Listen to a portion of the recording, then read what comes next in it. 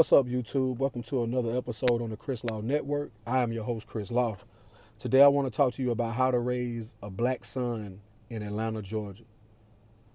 Being born and raised in Atlanta from Boulder Crest Road, that would be considered Southeast Atlanta, there was a lot of things that I could have gotten involved in that I didn't.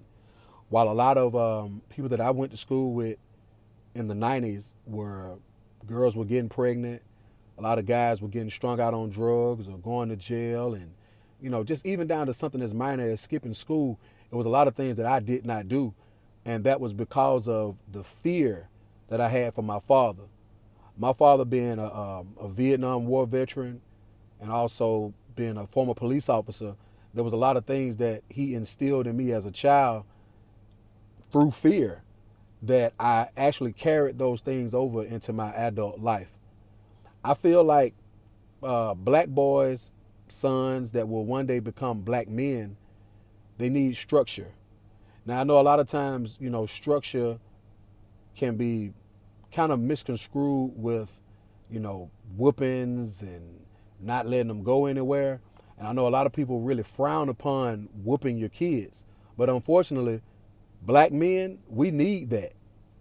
We need that as a child to respect that authority, whereas if you do something wrong, there will be consequences.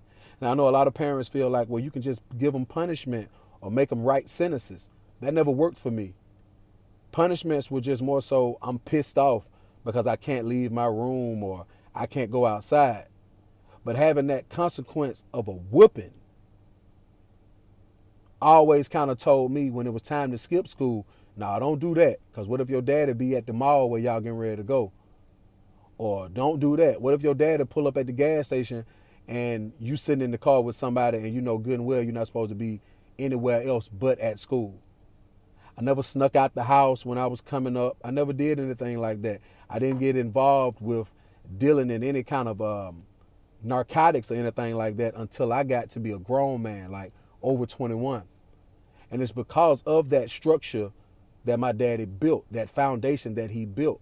Even though the odds were stacked against me as a black man, I always knew where it was like, hey, even though I know the odds are stacked against me and I may end up going to jail like I ended up going as an adult, but I didn't go for a long time or anything like that. But I definitely have had my run-ins with the law where I did get arrested and had to, spend a couple of nights in there. You know what I mean? But it was a lot of things that I didn't have to succumb to because I didn't go out and do the things that I would always ultimately think of what's going to be the consequences and how is my mom and dad going to feel. Now, I know you're probably saying, well, what about the households where it's a single mom and there's no father? Well, fortunately, we have some women that have enough power and enough authority about themselves and enough aggressiveness where they're able to put that foot down on a boy's neck like we need. Black men need that foot on their neck at home so that they possibly won't have to worry about getting that foot on their neck when they're out in the community. As a community, men, if you know of a black boy that's not doing the right things, talk to that young man if you can. But try your best to talk to that young man and try to instill some structure into him and try to instill some kind of foundation into him and tell him right from wrong.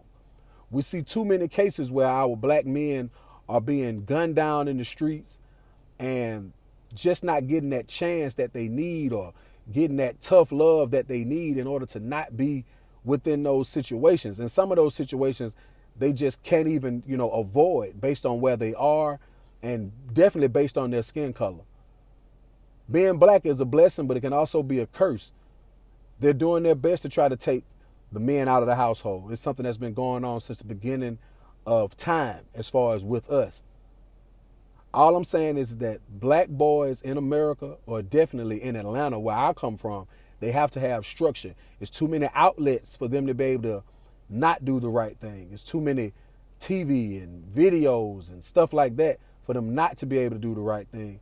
And we have to step up as black men and show these young boys that, hey, this is how you do it.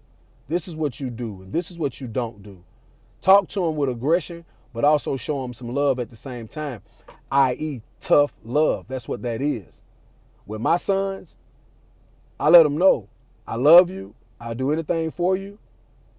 But if you fuck up, there is a consequence. You will not go and make trouble with no consequence because it gives you a false sense of reality. Black men in Atlanta, black boys in Atlanta that are going to grow up and become black men in Atlanta, they need structure, and sometimes they may have to have some of that. Thank y'all for watching the episode on the Chris Law Network. I am your host, Chris Law. I really appreciate y'all watching. This was just one of those topics that kind of just popped up in my head. That's why I did a real quick video. I just appreciate y'all watching. Thanks.